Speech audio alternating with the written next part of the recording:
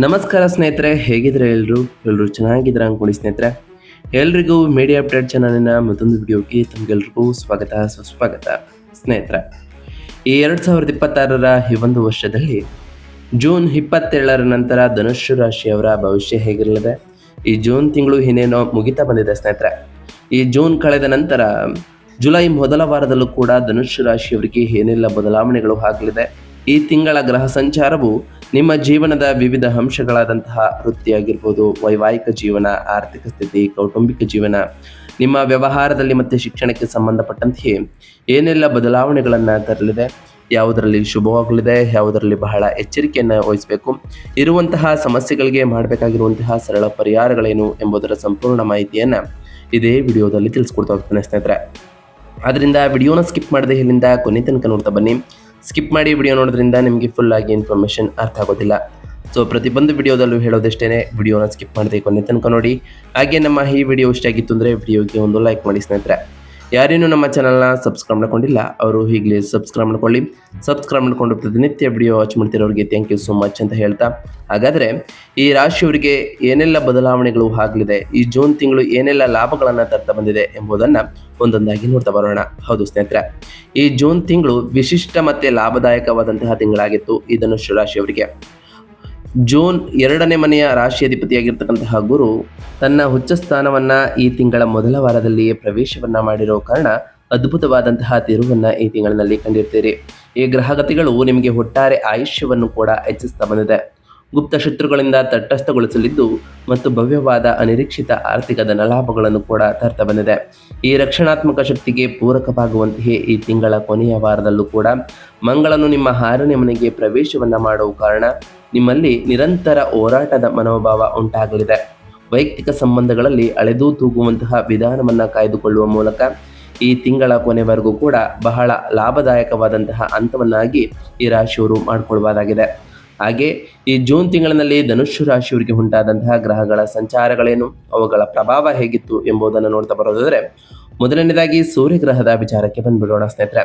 ಸೂರ್ಯನು 6ನೇ ಮನೆ ಮತ್ತು 7ನೇ ಮನೆಯಲ್ಲಿ ಈ ತಿಂಗಳು ಸಂಚಾರವನ್ನು ಮಾಡಿರೋ ಕಾರಣ ವಿರೋಧಿಗಳ ಮೇಲೆ ವಿಜಯವನ್ನು ಮೊದಲ 15ರವರೆಗೆ ಕಾಣಲಿದ್ದು, ಅದಾದ ನಂತರ ಮಿಥುನ ರಾಶಿಗೆ ಬದಲಾಗಿ ಪಾಲುದಾರರೊಂದಿಗೆ ಅಹಂಕಾರದ ಘರ್ಷಣೆಗಳು ಮತ್ತು ಅಧಿಕೃತ ಪ್ರಯಾಣಗಳನ್ನು ಆಹ್ವಾನಿಸಲಿದ್ದಾರೆ.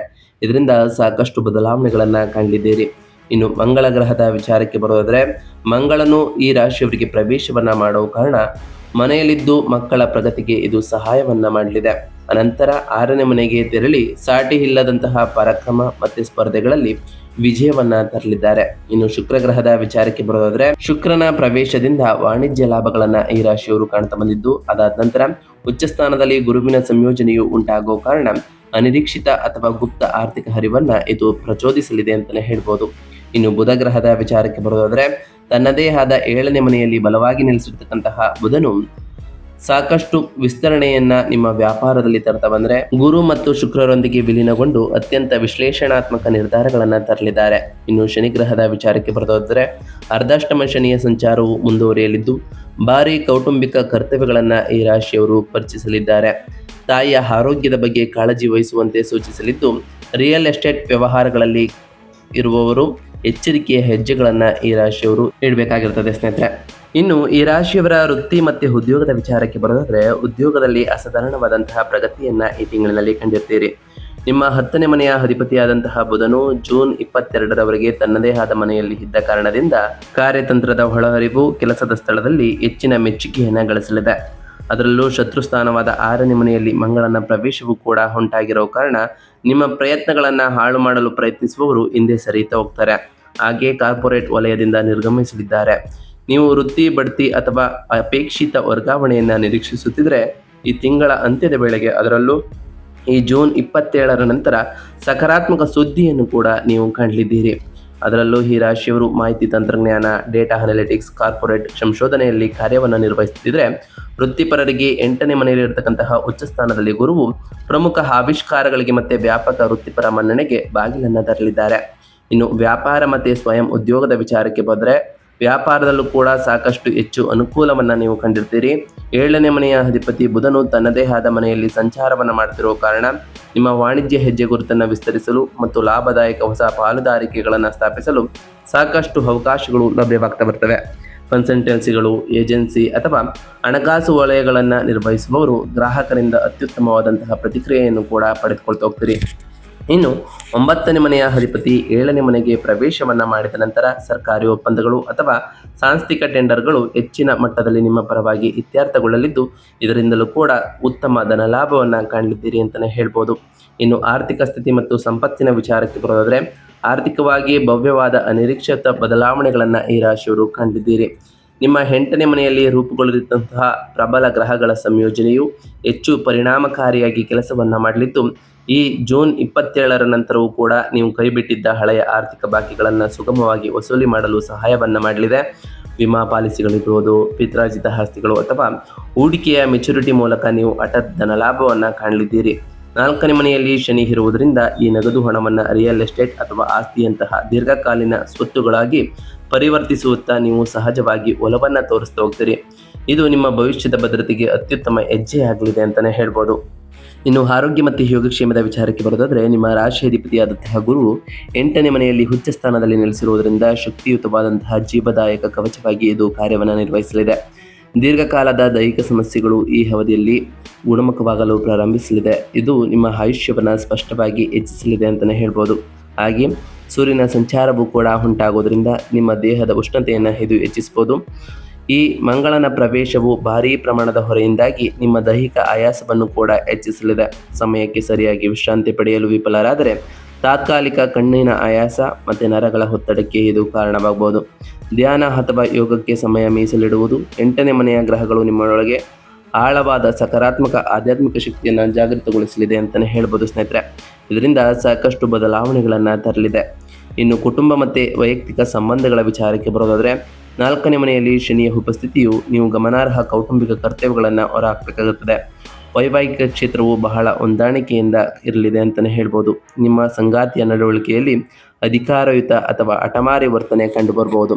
ಸಣ್ಣ ಪುಟ್ಟ ಮನೆಯ ಚರ್ಚೆಗಳು ತೀವ್ರವಾದಂತಹ ಅಹಂಕಾರದ ಘರ್ಷಣೆಗೆ ಬದಲಾಗುವುದನ್ನು ತಡೆಯಲು ನೀವು ಹೊಂದಾಣಿಕೆ ಮತ್ತು ತಾಳ್ಮೆಯ ನಿಲುವನ್ನು ಕಾಪಾಡಿಕೊಳ್ಳುವುದು ಸೂಕ್ತ. ಇನ್ನು ಶಿಕ್ಷಣ ಮತ್ತು ವಿದ್ಯಾರ್ಥಿಗಳ ವಿಚಾರಕ್ಕೆ ಬರೋದಾದರೆ, ವಿಶೇಷವಾಗಿ ವೈದ್ಯಕೀಯ ಸ್ಟ್ರೀಮ್ಗಳು, ಪುರಾತತ್ವ ಸಂಶೋಧನೆ, ಐತಿಹಾಸಿಕ ವಿಶ್ಲೇಷಣೆ ಅಥವಾ ಆಳವಾದ ತಾಂತ್ರಿಕ ಕ್ಷೇತ್ರಗಳನ್ನು ಅನುಸರಿಸುತ್ತಿರೋರಿಗೆ ಗುರುವಿನ ಅದ್ಭುತ ಒಳನೋಟವು ಬಹಳಷ್ಟು ಬದಲಾವಣೆಗಳನ್ನು ತರಲಿದೆ. 6ನೇ ಮನೆಯಲ್ಲಿ ಮಂಗಳನ ಸಂಚಾರವು ಕೂಡ ಉಂಟಾಗುವ ಕಾರಣ ಪ್ರತಿಷ್ಠಿತ ಸಂಸ್ಥೆಗಳಲ್ಲಿ ಸೀಟು ಸಿಗಲಿದೆ. ಹಾಗೆ ಸರ್ಕಾರಿ ಉದ್ಯೋಗಗಳಿಗಾಗಿ ಸ್ಪರ್ಧಾತ್ಮಕ ಪರೀಕ್ಷೆಗಳನ್ನು ಬರೆಯುವಂತಹ ಅಭ್ಯರ್ಥಿಗಳು ಸಂಪೂರ್ಣ ವಿಜಯಶಾಲಿಗಳು ಆಗ್ತಾ ಹೋಗ್ತದೆ ಅಂತಲೇ ಹೇಳ್ಬೋದು.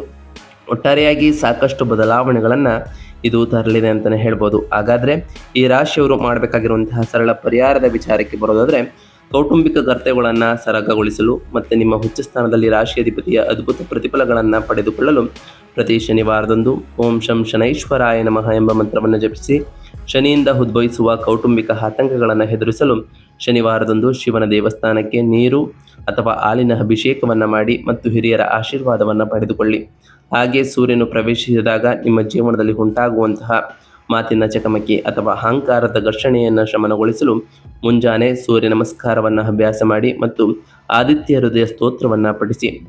ಪ್ರತಿ ಗುರುವಾರದಂದು ನಿಮ್ಮ ಉಚ್ಚ ಸ್ಥಾನದಲ್ಲಿ ರಾಶಿಯಾಧಿಪತಿಯಾದಂತಹ ಗುರುವು ಇರುವ ಕಾರಣ ಈ ಮೂಲಕ ಲಭ್ಯವಿರುವ ಬೃಹತ್ ಆರ್ಥಿಕ ಹರಿವನ್ನು ಸಂಪೂರ್ಣವಾಗಿ ರಕ್ಷಿಸಿಕೊಳ್ಳಲು ಪ್ರತಿ ಗುರುವಾರದಂದು ಹಳದಿ ವಸ್ತ್ರವನ್ನು ಧರಿಸಿ ಮತ್ತು ದಕ್ಷಿಣಮೂರ್ತಿ ಸ್ತೋತ್ರವನ್ನು ಪಠಿಸಿ ಓಂ ಗುರುಭ್ಯೋ ನಮಃ ಎಂಬ ಮಂತ್ರವನ್ನು ಜಪಿಸಿ ಸ್ನೇಹಿತರೆ.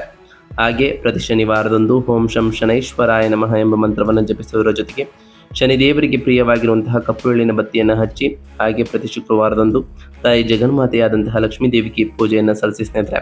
ಇದರಿಂದ ಸಾಕಷ್ಟು ಬದಲಾವಣೆಗಳನ್ನು ಕೂಡ ಕಾಣಲಿದ್ದೀರಿ. ಇದಾಗಿತ್ತು ಇವತ್ತಿನ ಒಂದು ವಿಡಿಯೋ ಸ್ನೇಹಿತರೆ. ವಿಡಿಯೋ ಇಷ್ಟ ಆಗಿತ್ತು ಅಂದರೆ ವಿಡಿಯೋಗೆ ಒಂದು ಲೈಕ್ ಮಾಡಿ. ಯಾರೇನು ನಮ್ಮ ಚಾನಲ್ನ ಸಬ್ಸ್ಕ್ರೈಬ್ ಮಾಡ್ಕೊಂಡಿಲ್ಲ ಅವರು ಈಗಲೇ ಸಬ್ಸ್ಕ್ರೈಬ್ ಮಾಡ್ಕೊಳ್ಳಿ. ಸಬ್ಸ್ಕ್ರೈಬ್ ಮಾಡ್ಕೊಂಡು ಪ್ರತಿನಿತ್ಯ ವಿಡಿಯೋ ವಾಚ್ ಮಾಡ್ತಿರೋರಿಗೆ ಥ್ಯಾಂಕ್ ಯು ಸೋ ಮಚ್ ಅಂತ ಹೇಳ್ತಾ, ಹಾಗೆ ಕಮೆಂಟ್ನಲ್ಲಿ ಓಂ ಶನೈಶ್ವರಾಯ ನಮಃ, ಓಂ ಗುರುಭ್ಯೋ ನಮಃ, ಓಂ ಲಕ್ಷ್ಮೀನಾರಾಯಣಾಯ ನಮಃ, ಓಂ ಅಂಗರಾಯಕಾಯ ನಮಃ, ಓಂ ಸೂರ್ಯದೇವಾಯ ನಮಃ ಎಂದು ಕಮೆಂಟ್ ಮಾಡಿ ಸ್ನೇಹಿತರೆ.